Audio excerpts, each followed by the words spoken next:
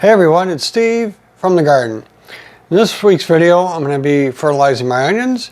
Now I have some warm weather coming in, where at least warm for this time of year, but it's going to be in the upper 30s and even in the mid 40s during the daytime. So this is a perfect opportunity for me to give the plants a little bit of fertilizer and then get them outside for some actual sunlight instead of just under the grow lights. When it comes to fertilizing the onions, there's a couple of ways I could do this. I could use like some blood meal or something like that, and it's got a lot of nitrogen in it. But blood meal is a little bit slow to react, and it actually takes some of the soil microbes to actually break it down to make it available to the plants. Another option would be some fish emulsion, where you would take a little bit of it and dilute it, and just water it into the plants. And that's something I've certainly done in the past, and it's worked well. But my choice for right now is going to be to use some worm castings, since I have plenty of those. Let's take a quick look at the plants and how they are today. Some of these are 4, maybe even 5 inches tall, and others, depending on where they're at in their growth, are only maybe like 3 inches. And they're a little bit thin, but that's expected for this stage of growth. You can also see at the surface is in need of some watering because some of the cells are getting a little bit dry. But I wanted to create this as a base level so that when we apply the worm castings, we can check back and then see how they did. So I just used one of these like 3.5 inch pots filled up with the worm castings. And I'm just going to kind of sprinkle that in there. The worm casting should provide a couple benefits in that not only will it add just a little bit of nutrients to the soil, but it's also got an active biology in it.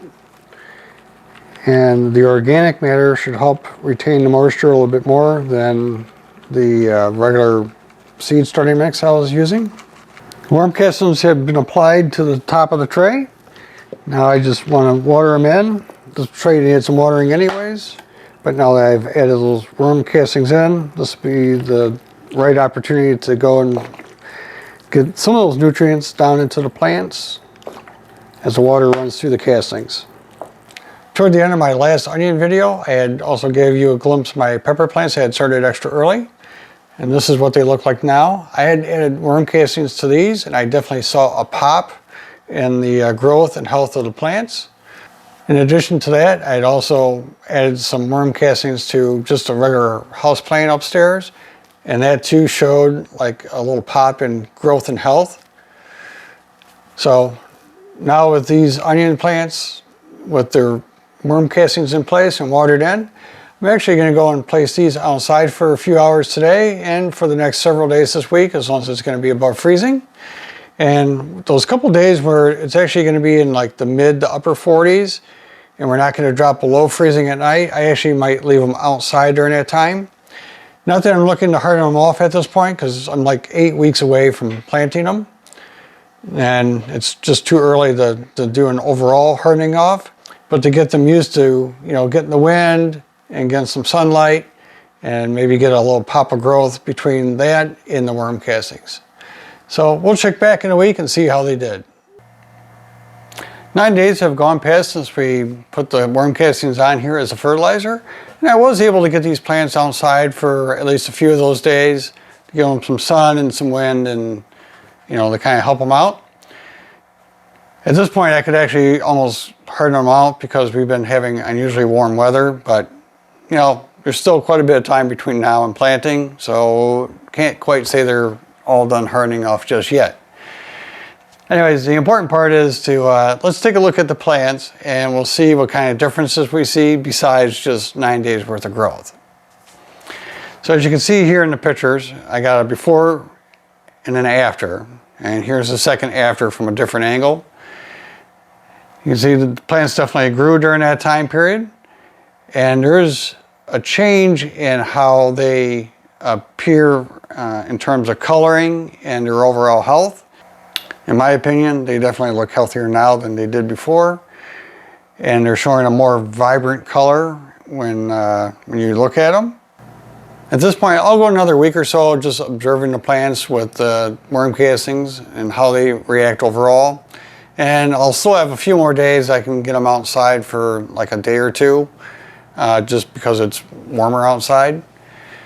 And then after a week or somewhere in there, I might add a little bit of blood meal to the tray.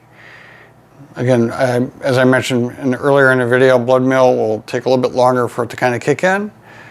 But if I wait another week or so, add just a little bit of blood meal to the tray, that should be plenty of fertilizer to hold them off until planting time in late March. I have a couple other things I want to touch on because I get asked this every year. One question is, how long do I leave my lights on? Now that the onions are past their seedling stage, I set my lights to be on for 12 hours. I have a mix of the intermediate day and long day onions.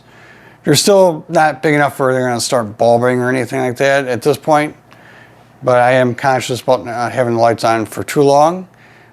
If the plants are outside at this point in the year, I get just over 10 hours of daylight each day. That's total daylight time, not necessarily direct sunlight. So if I do put them outside, they go outside in the morning and I bring them back basically after work, and then they sit inside just under the regular household lights, but right next to the window. Another question I often get asked is, do I top my onions?